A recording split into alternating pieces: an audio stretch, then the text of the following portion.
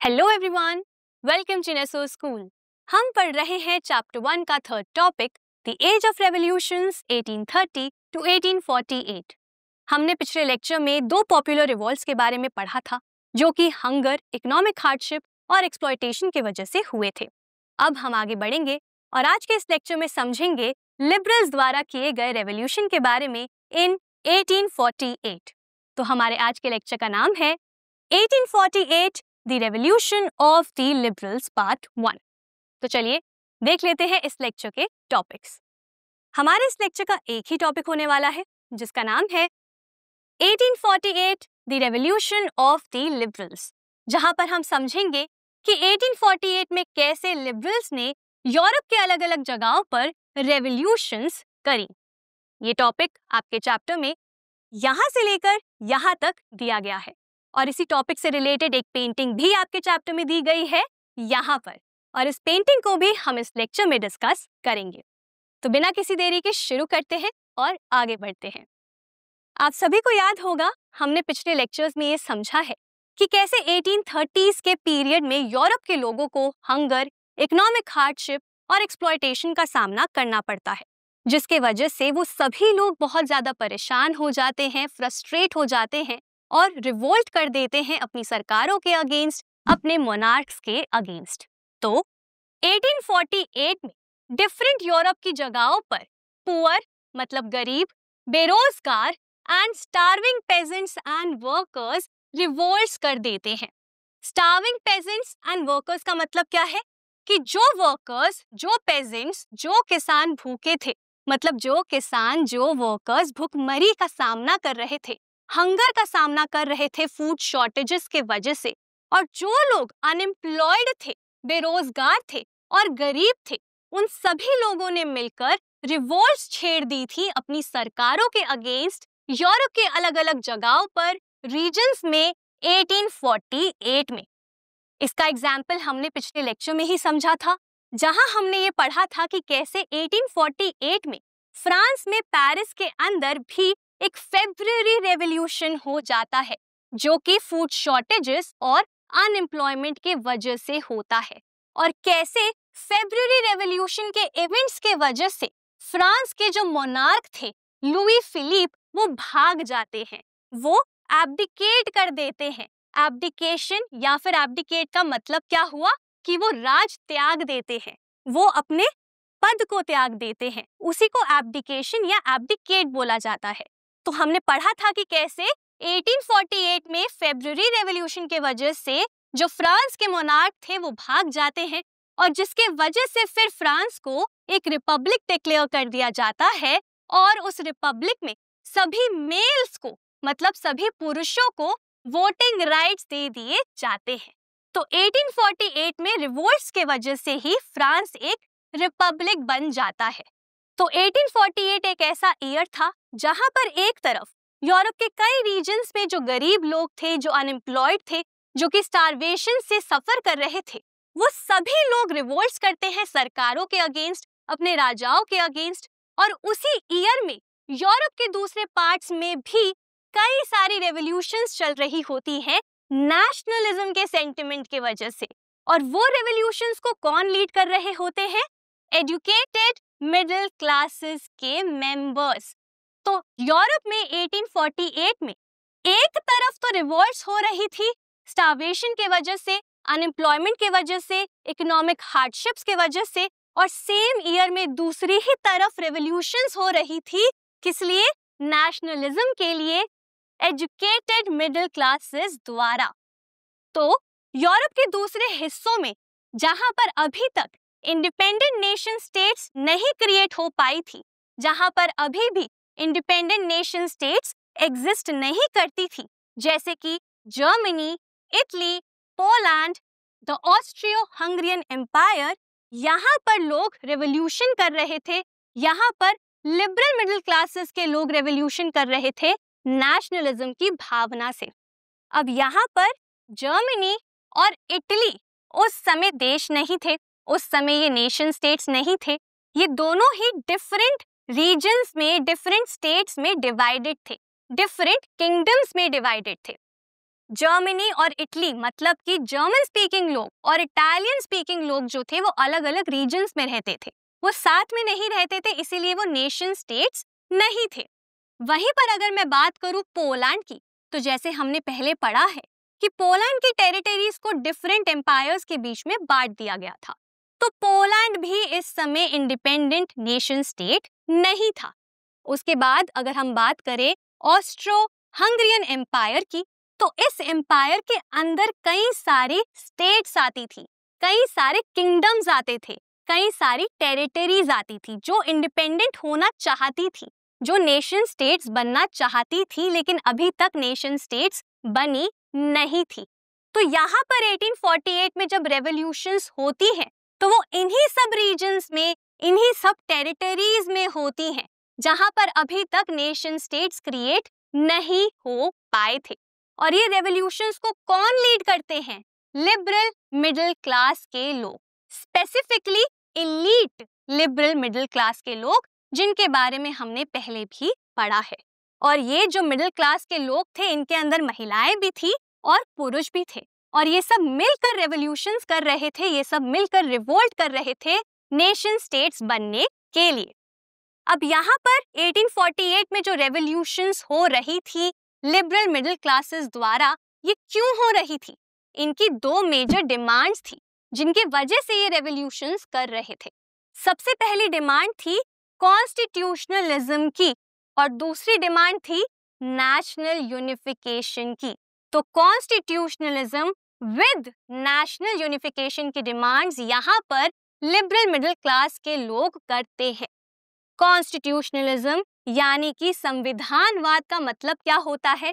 ये एक ऐसा विचार है, ये एक ऐसी सोच है जिसमें ये कहा जाता है, ये बोला जाता है कि एक देश के अंदर संविधान होना चाहिए, कॉन्स्टिट्यूशन होना चाहिए, और जो मोनार्क की पावर्स है, जो राजाओं की पावर्स है, सरकारों की पावर्स है, वो लिमिटेड होनी चाहिए कॉन्स्टिट्यूशन द्वारा। साथ ही साथ एक देश के अंदर फ्रीडम होनी चाहिए, लोगों के पास अधिकार होने चाहिए, अधिकार जैसे कि पॉलिटिकल राइट्स, मतलब कि वोटिंग राइट्स लोगों के पास होने चाहिए, पार्लियामेंट होना चाहिए, पार्लियामेंट मतलब रिप्रेजेंटेटिव्स होने चाहिए, इलेक्टेड रिप्रेजेंटेटिव्स होने चाहिए, तो उसी को कॉन्स्टिट्यूशनलिज्म बोला जाता है। तो यहाँ पर लिबरल मिडिल क्लासेस के जो लोग थे वो कॉन्स्टिट्यूशनलिज्म की डिमांड करते हैं और साथ ही साथ नेशनल यूनिफिकेशन की डिमांड करते हैं।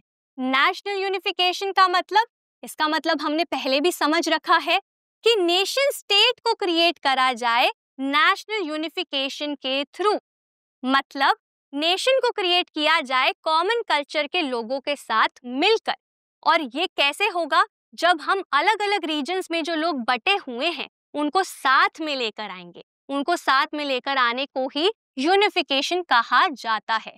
फॉर एग्जाम्पल, जर्मन स्पीकिंग लोग अलग अलग रीजन्स में डिवाइडेड थे, तो यहाँ पर बोला गया कि इन सभी लोगों को साथ में लाया जाए, एक नेशन क्रिएट किया जाए, एक नेशन स्टेट क्रिएट किया जाए, उसी को नेशनल यूनिफिकेशन कहते हैं। तो यहाँ पर ये दोनों डिमांड्स करी थी लिबरल मिडिल क्लासेस ने। उन्होंने कहा कि हमें एक नेशन बनाना है, एक नेशन स्टेट क्रिएट करना है, और उस नेशन स्टेट के अंदर कॉन्स्टिट्यूशनलिज्म होना चाहिए। तो यहाँ पर हमने क्या समझा कि उस समय मतलब 1848 में जो भी रेवोल्यूशंस हो रही थी लिबरल मिडिल क्लास द्वारा, वो क्यों हो रही थी? क्योंकि वो नेशन स्टेट क्रिएट करना चाहते थे पार्लियामेंट्री सिद्धांतों के बेसिस पर। पार्लियामेंट्री प्रिंसिपल्स का मतलब क्या हुआ? पार्लियामेंट्री प्रिंसिपल्स कॉन्स्टिट्यूशनलिज्म का ही एक हिस्सा है, जिसमें 3 प्रकार की डिमांड्स यहाँ पर सामने रखी गई लिबरल मिडिल क्लास द्वारा। कौन कौन सी डिमांड्स? सबसे पहले कि एक कॉन्स्टिट्यूशन होना चाहिए नेशन के अंदर, उसके बाद फ्रीडम ऑफ द प्रेस होना चाहिए। फ्रीडम ऑफ द प्रेस का मतलब क्या होता है कि लोगों के ऊपर जो सेंसरशिप लगाई जा रही है कि वो क्या बोलेंगे, क्या छापेंगे, क्या लिखेंगे, इसके ऊपर जो भी सेंसरशिप पाबंदी लगाई जा रही है उसे हटा दिया जाए, उसी को फ्रीडम ऑफ द प्रेस कहते हैं। कि लोगों के पास ये फ्रीडम हो, ये आजादी हो कि वो कुछ भी लिख सके, बोल सके, पब्लिक ओपिनियंस को शेप कर सके। और थर्ड डिमांड पार्लियामेंट्री प्रिंसिपल्स में क्या आती है?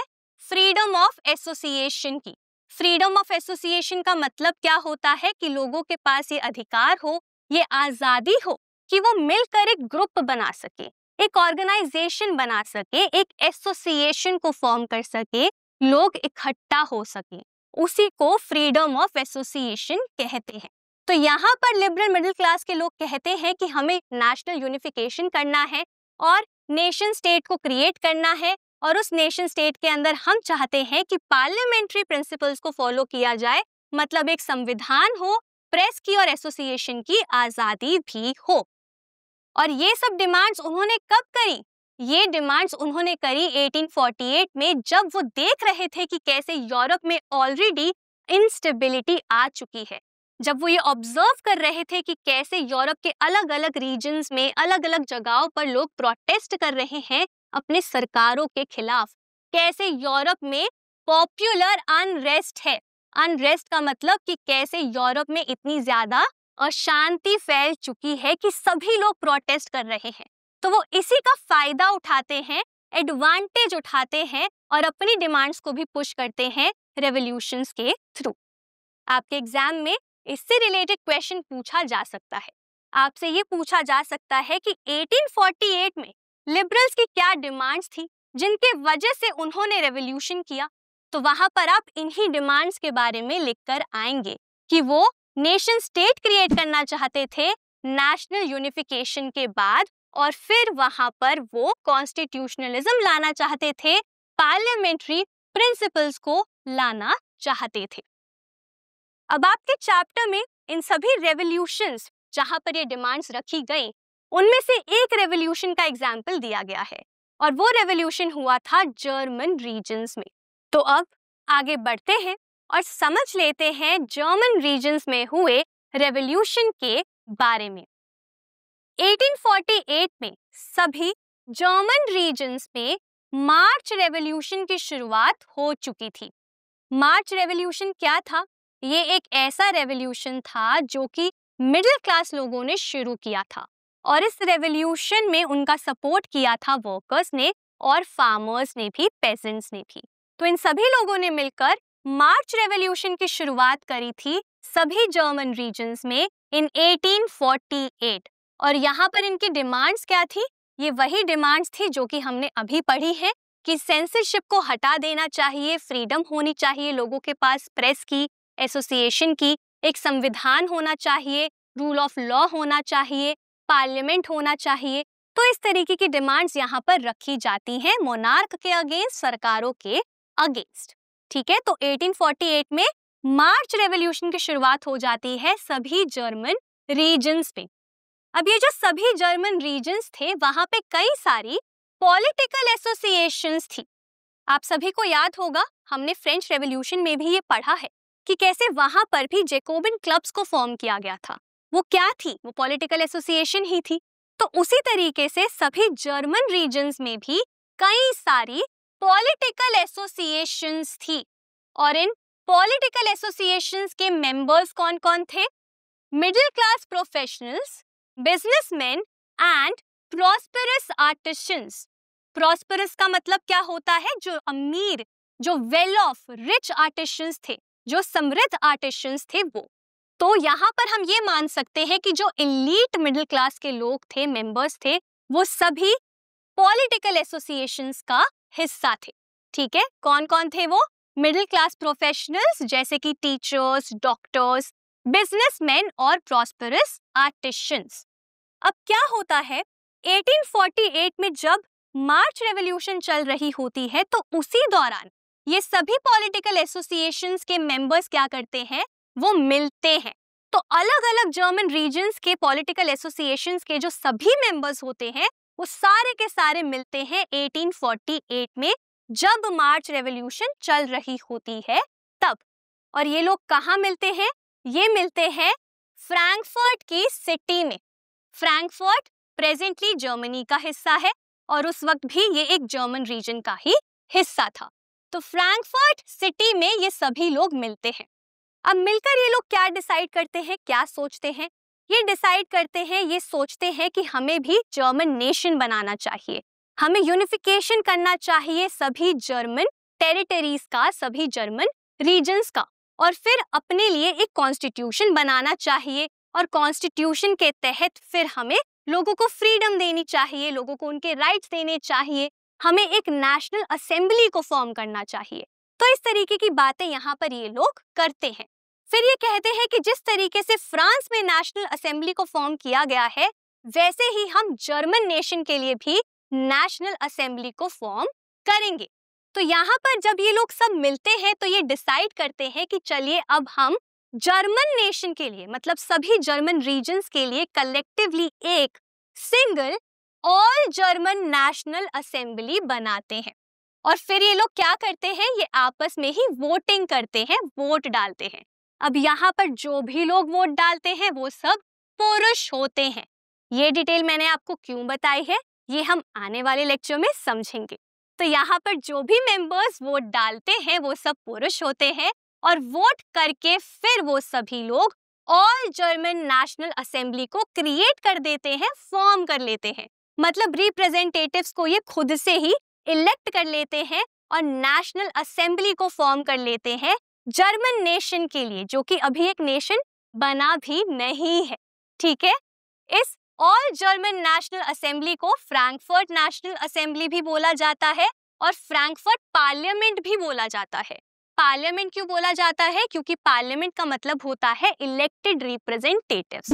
तो यहाँ पर इलेक्टेड रिप्रेजेंटेटिव्स को ही चुना गया था, इसीलिए इसको फ्रैंकफर्ट पार्लियामेंट भी बोला गया है। अब जब ये लोग मिलते हैं, ये लोग क्या करते हैं, वोट करते हैं, और वोट करके ये टोटल 831 इलेक्टेड रिप्रेजेंटेटिव्स चुन लेते हैं। मतलब टोटल 831 रिप्रेजेंटेटिव्स को ये इलेक्ट करते हैं, वोट करते हैं, और ये सभी इलेक्टेड रिप्रेजेंटेटिव्स भी पुरुष होते हैं, मेल ही होते हैं। तो यहाँ पर टोटल 831 इलेक्टेड रिप्रेजेंटेटिव्स मिल जाते हैं फ्रैंकफर्ट नेशनल असेंबली को। अब ये लोग क्या करते हैं, ये 18 मई 1848 के दिन सभी रिप्रेजेंटेटिव्स मार्च करते हैं इन अ फेस्टिव प्रोसेशन। मतलब ये सभी लोग मार्च करते हैं, आगे बढ़ते हैं, सेलिब्रेट करते हैं, फेस्टिव के तरह इसको सेलिब्रेट करते हैं और एक प्रोसेशन निकालते हैं। प्रोसेशन का मतलब होता है जुलूस निकालना। ये किस बात को सेलिब्रेट करते हैं, क्यों जुलूस निकालते हैं? क्योंकि ये इस बात से खुश होते हैं कि हमने जर्मन नेशन के लिए एक नेशनल असेंबली को क्रिएट कर लिया है, फॉर्म कर लिया है। अब हम कॉन्स्टिट्यूशन बनाएंगे, नए लॉज लेकर आएंगे, तो इसीलिए वो बहुत खुश होते हैं और यहाँ पर फेस्टिव प्रोसेशन निकालते हैं और मार्च करते हैं। अब यहाँ पर नेशनल असेंबली के दो इम्पोर्टेंट मोटिव थे। सबसे पहला मोटिव क्या था कि इन्हें कॉन्स्टिट्यूशन बनाना है। क्यों कॉन्स्टिट्यूशन बनाना है? सेकंड मोटिव को अचीव करने के लिए। सेकंड मोटिव क्या था? Unification of German states. तो जर्मन नेशन को क्रिएट करने के लिए, यूनिफिकेशन के लिए ये कॉन्स्टिट्यूशन को फ्रेम करना चाहते हैं। तो अब जब कॉन्स्टिट्यूशन को फ्रेम करना होगा, ड्राफ्ट करना होगा, तो उसके लिए इन सबको मीटिंग करनी पड़ेगी, डेलिब्रेशंस करनी पड़ेंगी, डिस्कशंस करनी पड़ेंगी, बातचीत करनी पड़ेगी एक जगह बैठकर, तभी तो ये कॉन्स्टिट्यूशन को ड्राफ्ट कर पाएंगे। अब उस समय कोई पार्लियामेंट हाउस तो नहीं हुआ करता था, तो वहां पे कौन सी ऐसी जगह थी जहां पर ये लोग बैठकर बातचीत कर सकते थे, डेलिब्रेशंस कर सकते थे? तब तो कोई कंट्री भी नहीं थी, तो कैसे पार्लियामेंट के लिए पार्लियामेंट हाउस होता? तो ये लोग क्या सोचते हैं कि फ्रैंकफर्ट में जो एक चर्च है, जिस चर्च का नाम क्या है, सेंट पॉल, ये सोचते हैं क्यों ना हम इस चर्च के अंदर ही अपने पार्लियामेंट को बिठा लें, क्यों ना हम इस चर्च के अंदर ही मीटिंग कर लें। तो ये लोग क्या करते हैं, ये सभी लोग मिलते हैं, मार्च करते हैं, प्रोसेशन निकालते हैं और फिर चर्च ऑफ सेंट पॉल में ये लोग पार्लियामेंट को कन्वीन करते हैं। कन्वीन का मतलब क्या होता है? मीटिंग बुलाते हैं, डिस्कशंस करते हैं, डेलिब्रेशंस करते हैं। तो पार्लियामेंट को कहाँ बिठाते हैं ये लोग? इलेक्टेड रिप्रेजेंटेटिव्स को कहाँ बिठाते हैं ये लोग? चर्च ऑफ सेंट पॉल में, क्योंकि ये चर्च काफी ज्यादा बड़ा था। और इसी चर्च में फिर डिस्कशंस होती हैं, डेलिब्रेशंस होती हैं, मीटिंग्स होती हैं, और काफी मीटिंग्स के बाद, डेलिब्रेशंस के बाद, डिस्कशंस के बाद फाइनली ये लोग मिलकर कॉन्स्टिट्यूशन को ड्राफ्ट कर लेते हैं जर्मन नेशन के लिए। और इस कॉन्स्टिट्यूशन के अंदर ये लोग कहते हैं कि अब जर्मन नेशन फॉलो करेगा कॉन्स्टिट्यूशनल मोनार्की को। कॉन्स्टिट्यूशनल मोनार्की का मतलब क्या होता है कि अब जर्मनी में एक कॉन्स्टिट्यूशन भी होगा और एक मोनार्क भी होगा। जो मोनार्क होगा, जो राजा होगा, वो हेड होगा, ठीक है, लेकिन वो फॉलो करेगा कॉन्स्टिट्यूशन को। तो जो पार्लियामेंट होगी, जो कॉन्स्टिट्यूशन होगा, वही बताएगा कि राजा के पास कितनी पावर होगी, वो कितनी पावर को एक्सरसाइज करेगा। तो बेसिकली मोनार्क की पावर्स को यहाँ पर लिमिट कर दिया गया, ठीक है। अब उस मोनार्क को फॉलो करना होगा पार्लियामेंट को और कॉन्स्टिट्यूशन को। कॉन्स्टिट्यूशन के अनुसार ही उसे डिसीजंस लेने होंगे। तो कॉन्स्टिट्यूशनल मोनार्की को यहाँ पर सेटअप करने को कहा गया कॉन्स्टिट्यूशन के through for the German nation. साथ ही साथ कॉन्स्टिट्यूशन के थ्रू ये भी बोला गया कि अब सबके पास वोटिंग राइट्स होंगे, सब वोट कर सकेंगे। और जब मैं कहती हूँ सब, तो मेरा मतलब है सभी पुरुष यहाँ पर वोट करेंगे। साथ ही साथ लोगों के पास फ्रीडम होगी प्रेस की, लोगों के पास आजादी होगी कि वो एसोसिएशंस को फॉर्म कर सके। साथ ही साथ रूल ऑफ लॉ भी होगा पूरे ही नेशन में। तो कॉन्स्टिट्यूशन के थ्रू ये सब बातों को एस्टैब्लिश किया जाता है यहाँ पर बाय द नेशनल असेंबली। अब यहाँ पर प्रॉब्लम क्या होती है? ये कहते हैं कि जर्मन नेशन के लिए हम एक ही मोनार्क रखेंगे और एक ही कॉन्स्टिट्यूशन रखेंगे। और जर्मन नेशन में कई सारे जर्मन रीजन्स थे। अब इन सभी जर्मन रीजन्स के उस समय अलग अलग राजा थे, अलग अलग मोनार्क थे। अब ये कैसे यूनिफाई करते इन सब लोगों को? कैसे इन सब राजाओं में से किसी एक राजा को चुनते पूरे जर्मन नेशन के लिए? तो ये लोग क्या करते हैं, ये सोचते हैं कि सबसे ज्यादा पावरफुल मोनार्क कौन सा है जर्मन स्टेट्स में। तो तब इनको रियलाइज होता है कि सभी जर्मन स्टेट्स में से सबसे पावरफुल स्टेट है प्रशिया। तो ये प्रशिया के किंग के पास जाते हैं, प्रशिया के मोनार्क के पास जाते हैं, जिनका नाम था फ्रेडरिक विल्हेल्म IV, जो कि किंग थे प्रशिया के।